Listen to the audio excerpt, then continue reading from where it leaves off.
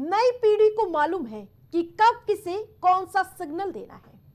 दिल्ली विश्वविद्यालय छात्र संघ चुनाव इसका ताजा उदाहरण है।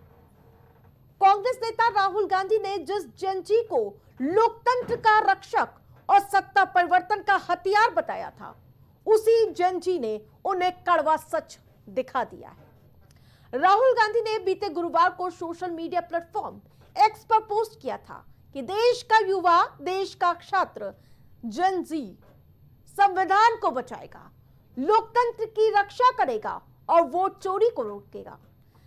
मैं हमेशा उनके साथ हूं। इस संदेश के पीछे साफ रणनीति थी। पड़ोसी नेपाल और बांग्लादेश में युवाओं के आंदोलन ने सत्ता को झुकाया, वहां की सरकारें हिल गईं। राहुल भी भारत में उसी लहर को हवा देना चाहते थे, लेकिन डूसू के नतीजे, यानी कि जिस प्रकार से ये नतीजे सामने आए, उनकी थ्योरी को ध्वस्त कर दिया है। एस्टन दिल्ली यूनिवर्सिटी में 3-1 से एबीवीपी की विजय हुई।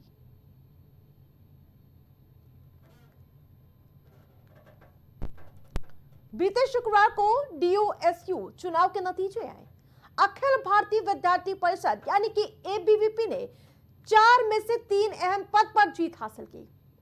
अध्यक्ष पद पर आर्यन मान, सचिव पद पर कुणाल चौधरी और संयुक्त सचिव पद पर दीपिका झा ने जीत हासिल की।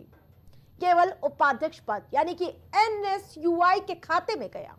मतगणना सुबह 8 बजे से शुरू हुई। एबीवीपी ने शुरुआत से बढ़त बनाई और आखिरी दौर तक उसे कायम रखा। एनएसयूआई अध्यक्ष पद पर बुरी तरह से हार गई। इस जीत ने यह साफ कर दिया कि दिल्ली यूनिवर्सिटी ने जन जी ने राहुल गांधी की सोच को नकार दिया है।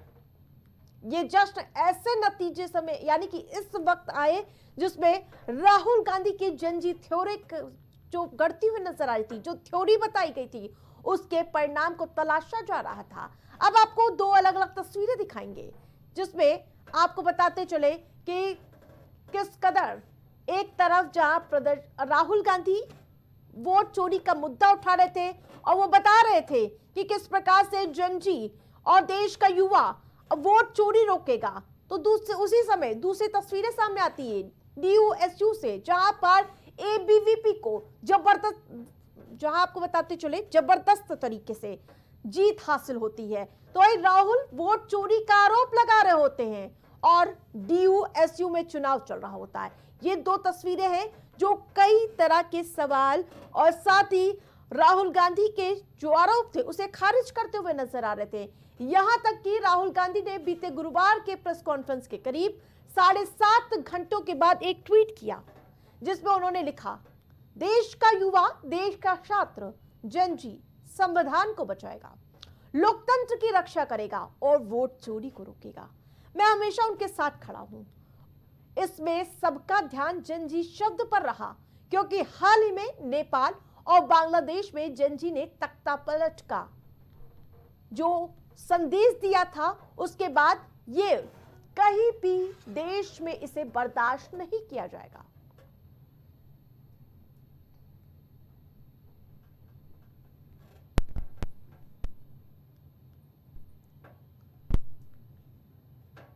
तो इस नतीजे के बाद गृह मंत्री अमित शाह ने लिखा, यह जीत युवाओं की राष्ट्र प्रथम की विचारधारा में अटूट विश्वास का प्रतिबिंब है।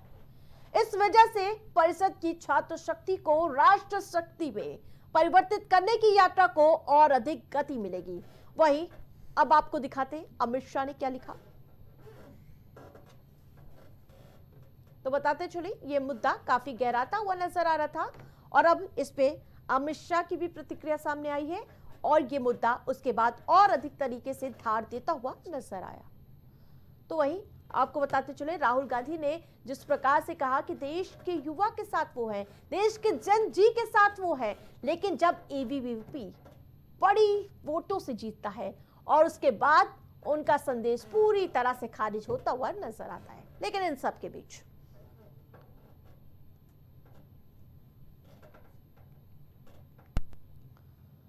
कांग्रेस सांसद राहुल गांधी की राजनीति अब सीधे युवाओं को टारगेट कर रही है।